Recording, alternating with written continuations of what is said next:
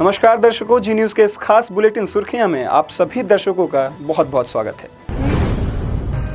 पाकिस्तान का ईरान पर पलटवार एयर स्ट्राइक के जवाब में शुरू किया ऑपरेशन शर्माचौर। ईरान का दावा, हमले में 4 बच्चों समेत 7 की मौत। मंगलवार की रात ईरान ने अफगानिस्तान बॉर्डर से लगे दक्षिण पश्चिमी बलूचिस्तान प्रांत में जैश अल अदल आतंकी संगठन के मुख्यालय पर ड्रोन और मिसाइल से हमले किए थे, जिसमें 2 लोगों की मरने की पुष्टि पाकिस्तान ने की थी। आरबीआई गवर्नर शक्तिकांत दास ने चेताया, वर्चुअल करेंसी भारत जैसी अर्थव्यवस्था के लिए पैदा कर रहे जोखिम। भारतीय रिजर्व बैंक के गवर्नर शक्तिकांत दास ने कहा कि भारत को क्रिप्टो करेंसी में खतरा नजर आ रहा है। इस तरह की करेंसी का कोई मूल्य नहीं है और यह भारत जैसी अर्थव्यवस्था को नुकसान पहुंचा सकती है।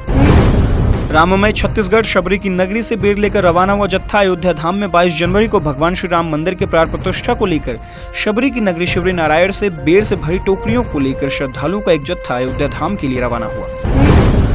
सीएम केजरीवाल को अभी तक नहीं मिला प्राण प्रतिष्ठा का निमंत्रण। बीजेपी बोली, राजनीतिक रोटियां सीखने वालों के बदले सुर। दिल्ली के मुख्यमंत्री अरविंद केजरीवाल ने रामलला की प्राण प्रतिष्ठा में जाने को लेकर कहा कि अभी तक निमंत्रण नहीं आया है। वो 22 जनवरी के बाद परिवार के साथ राम मंदिर जाएंगे।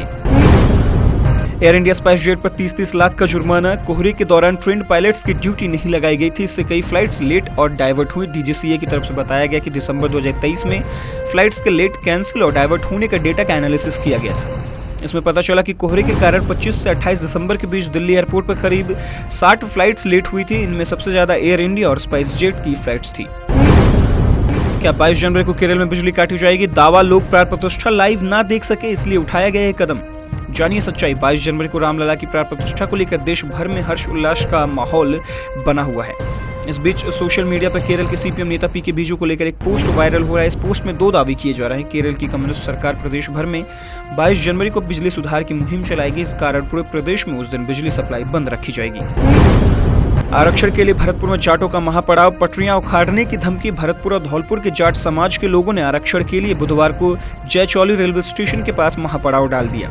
उन्होंने सरकार को 22 जनवरी तक का अल्टीमेटम दिया है।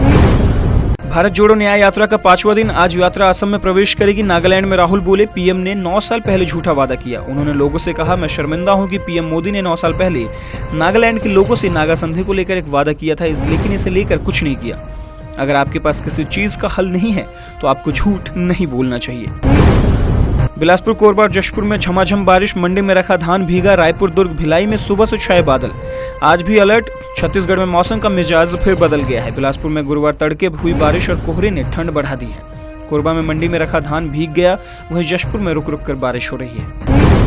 कोचिंग में स्टूडेंट की साइलेंट अटैक से मौत। इंदौर में बैठे बैठे सिर के बल गिरा 18 वर्षीय छात्र। पीएससी की तैयारी कर रहा था। इंदौर में एक स्टूडेंट की साइलेंट अटैक से मौत हो गई। वो बुधवार को कोचिंग क्लास में सिर के बल बेंच पर गिर पड़ा।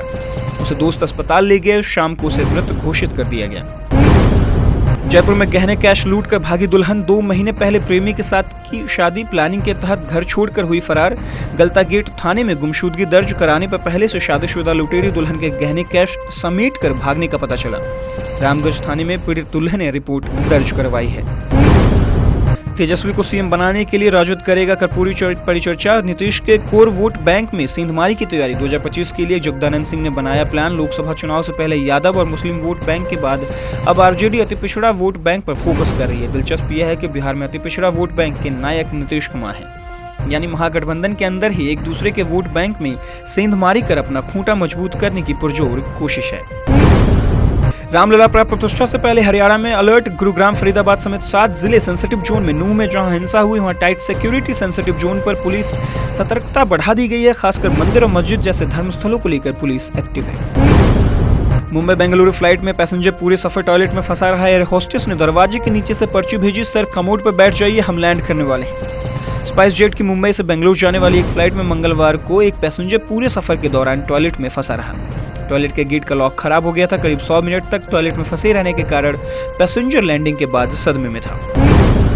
आतंकी घोषित लखबीर के खिलाफ एक्शन की तैयारी में एनआईए। कोर्ट ने भगोड़ा करार दिया। जमीन जायदाद जब्त करने की तैयारी शुरू। गैर कानूनी गतिविधियों में शामिल आतंकी घोषित लखबीर सिंह उर्फ लंडा के खिलाफ नेशनल इन्वेस्टिगेशन एजेंसी एनआईए बड़ा एक्शन लेने जा रही है। दरअसल एनआईए की स्पेशल कोर्ट की तरफ से लखबीर को 1 महीने के नोटिस के बाद भगोड़ा करार कर दिया गया है, जिसके बाद अब एनआईए लखबीर की प्रॉपर्टी को कुर्क करने की तैयारी में है। महिला hockey Olympic qualifier Bharat Germany के बीच सेमीफाइनल आज रांची में। आज जीते तो पेरिस को मिलेगा टिकट। कैप्टन पुनिया बोली अटैकिंग मोड दिलाई की जगह। रांची में हो रहे FIH ओलंपिक क्वालिफायर टूर्नामेंट में आज सेमीफाइनल का दिन है। हिमाचल में 50 साल का सबसे भयंकर सूखा। जनवरी के पहले 16 दिनों में बारिश की एक बूंद नहीं गिरी। टूरिज्म और बागवान खेतीबाड़ी पर संकट। हिमाचल प्रदेश के जिन पहाड़ों पर सर्दियों के अंदर बर्फबारी के रिकॉर्ड टूटते रहे हैं, वहां इस बार 50 साल का सबसे भयंकर सूखा पड़ा है। सुपर ओवर में रोहित के रिटायर आउट होने पर कंट्रोवर्सी। भारतीय कप्तान की नबी से नोकझोंक, अंपायर से बहस भी की। सुपर ओवर भी विवादों से भरा रहा। रोहित शर्मा अफगानिस्तान के मोहम्मद नबी से बहस करते हुए उलझ गए। पहले सुपर ओवर में रिटायर आउट होने के बावजूद रोहित ने दूसरे सुपर ओवर में बैटिंग की।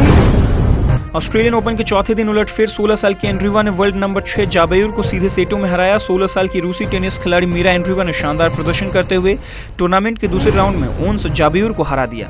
रूसी खिलाड़ी की किसी वर्ल्ड टॉप 10 खिलाड़ी पर पहली जीत है।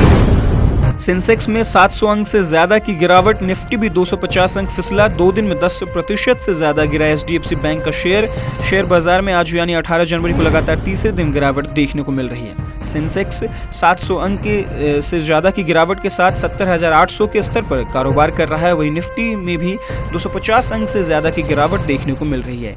यह 21,350 के लेवल पर कारोबार कर रहा है। सुर्खियों में फिलहाल इतना ही। अंकित को दीजिए इजाजत। नमस्कार।